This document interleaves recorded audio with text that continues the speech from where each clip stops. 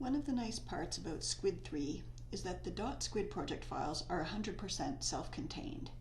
They can be emailed to others who, once they open it with a version of the program that they've downloaded from GitHub, they have everything needed to further use or process the data. There's no need to send the task separately, and if they want to know details about decay constants or reference material values, all of that is available within the SQUID3 environment. However, there's obviously a need to get the data out of Squid, be it to make a table for a paper, or bring the data into a different plotting program, or import it into a database. And that's the function of the Reports menu that we'll investigate now. The menu item that you will probably use the most is the Custom Report Builder. Using this, you can output your results using the built-in format for unknowns or reference materials separately. To more easily navigate through the content of the report, the columns to be included are organized into categories, shown in the upper right. Once a category is selected, the content of that category, so the columns within that category, are shown in the middle box, and then the content of the individual cells for that column are previewed at the bottom. Once you have selected a report template, you simply click on either View if you want a quick peek at the report layout, or on Create CSV. The file is automatically saved to a Reports subfolder in the same spot as your Squid project. You can either say OK or open the file straight away.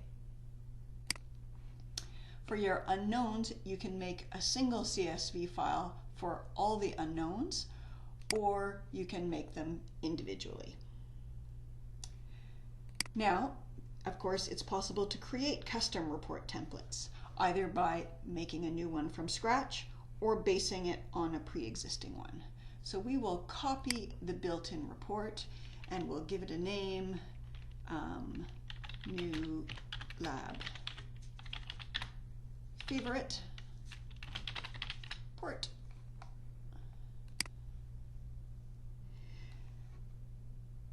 So with this new report, you can create new categories if you wish. So we might have a composition category. And then you can populate that category by clicking and dragging columns from the left-hand side into the middle box. The organization of these accordion windows on the left are the same as what you saw in the Expression Manager to help you find things a little bit more easily. So we'll also add thorium, uranium, and we'll add our uranium and thorium concentrations. So there we have a new category. You can delete existing categories by selecting them and right-clicking to delete a category.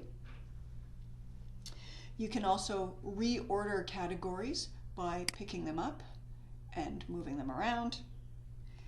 And similarly, you can reorder contents within a category by the same mechanism.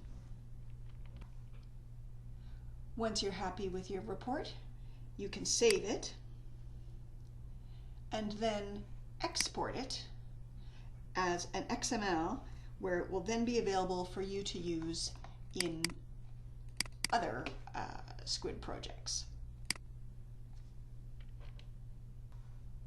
You can also click on Make Default, and now this template will be automatically available to you when you open subsequent projects without an import. And it'll remain as your default as long as you don't define another template as default in the meantime. That's why it's still worth exporting your report template so that you have a permanent record of the template so you can easily return to it if the default changes. Now, a little word of warning here. You can import any task, any template in. So we'll browse to a report template and we'll take this one. So in this case, I made a very common mistake, which is to lose track of the fact that there are two types of reports, for unknowns and reference materials. And I imported in a reference material template in for my unknowns. If that happens, you'll likely get some error messages here, and that's because these categories contain columns that aren't processed for the unknowns, because this is intended to be a template for reference materials. If you make such an error, you can just delete that imported template.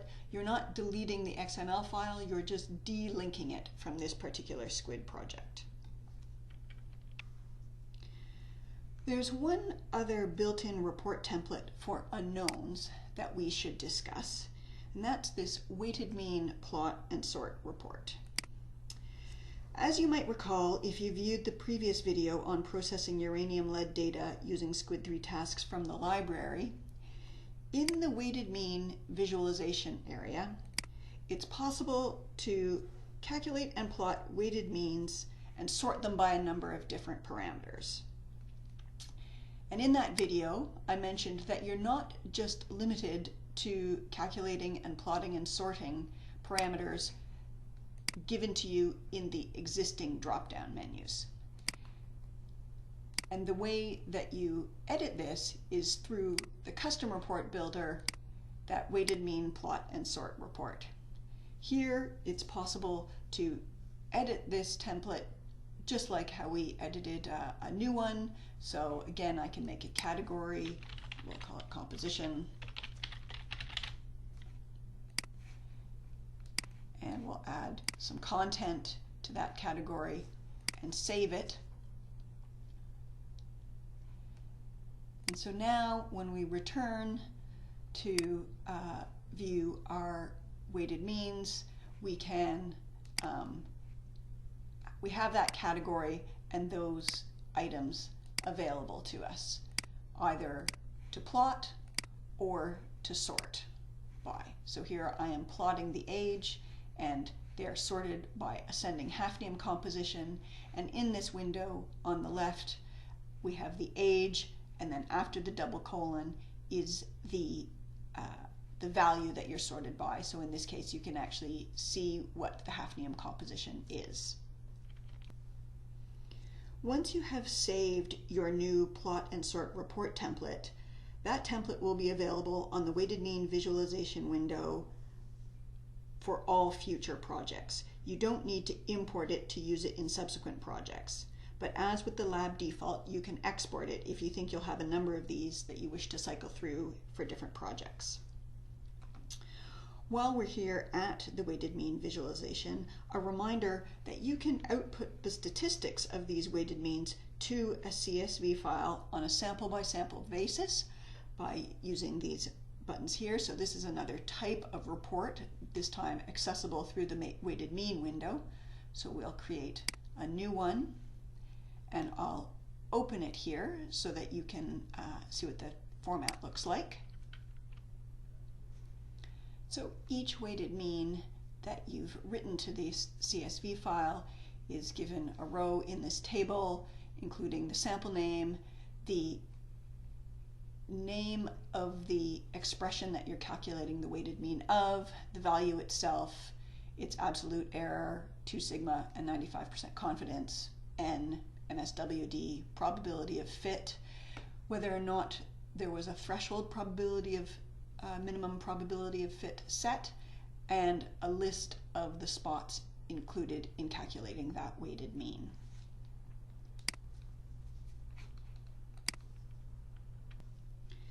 These custom report templates export data where every cell or spot analysis has its own unique value. But oftentimes in a task, there are expressions that are summary expressions that result in a single value for the entire sample, unknown, or reference material.